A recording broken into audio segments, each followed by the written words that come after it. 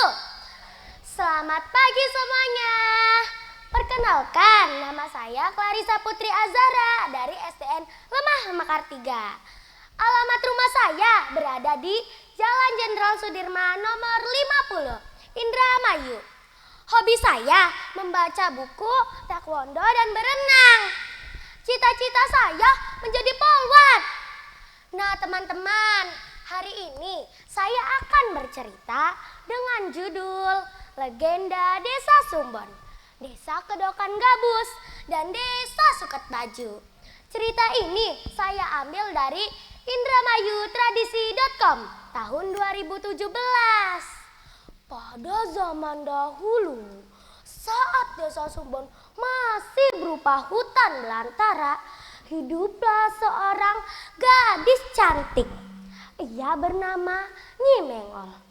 Pada saat Nyi Mengol sedang mencuci pakaiannya, datanglah pemuda dari Cirebon yang ingin melanjutkan perjalanannya ke Karawang.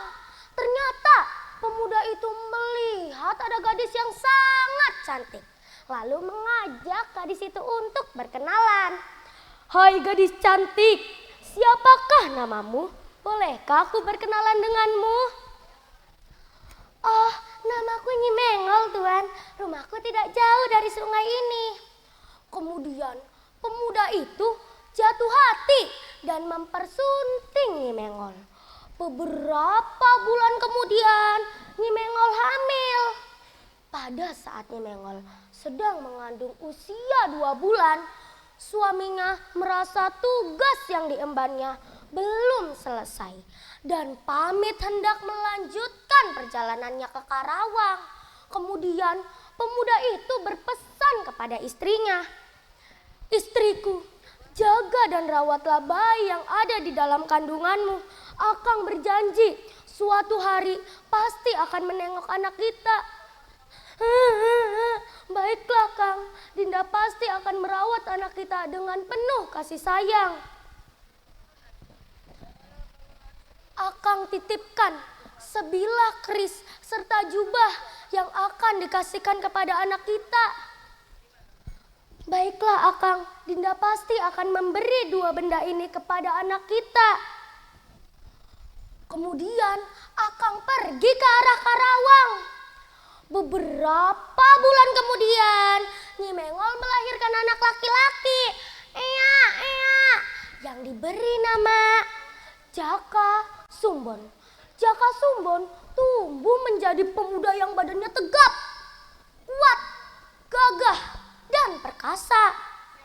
Selain tampan, ia juga rajin bekerja, berbakti kepada kedua orang tua, dan rajin beribadah.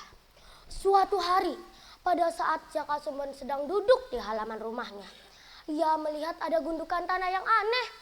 "Hah? Gundukan tanah apakah ini? Sebaiknya aku membongkarnya saja." "Hah? Keris serta jubah usang. Milik siapakah ini? Aku harus bertanya kepada ibu. Ibu, milik siapakah keris serta jubah usang ini? Tolong ceritakan dengan jujur, Bu." "Itu adalah milik ayahmu, Nak, yang melanjutkan perjalanannya ke Karawang." "Kalau begitu ceritanya, Bu, izinkanlah Jaka Sumbon untuk mencari ayah sampai ketemu. Doakanlah Jaka Sumbon, Bu, agar ayah bisa ketemu." "Baiklah Nak, Ibu pasti akan mendoakanmu." "Ya Allah, mugi-mugi ngawasi-liramu sing arep mangkat. Mugi-mugi diparingi selamat lan barokah. Selaman, selumun, selamat. Setan noradoyan, demit orang dulit." "Pergilah Nak, Ibu pasti akan selalu mendoakanmu." Kemudian Jaka Sumbon pergi ke arah Cirebon. Hap, tak, tak, tak, ya. Sesampainya Jaka Sumbon di Cirebon, ia bertemu dengan seorang perawan sunti, lalu menanyakan milik siapakah keris serta jubah usang yang ia bawa. Perawan sunti yang ternyata adalah bibinya sendiri memberi petunjuk bahwa orang yang sedang ia cari berada di daerah Dermayu.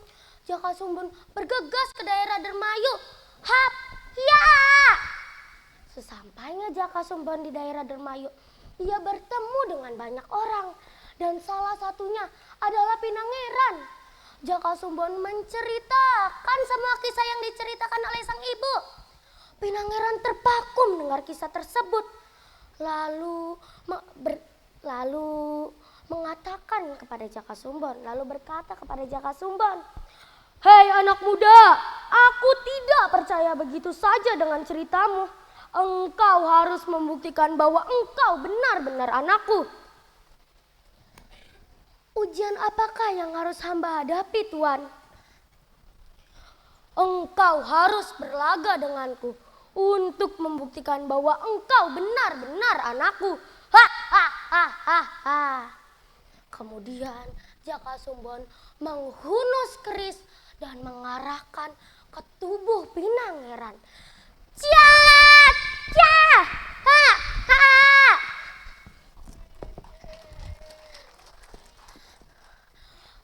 Ternyata keris yang dihunusnya tidak sedikit pun mengenai tubuh Pinangeran.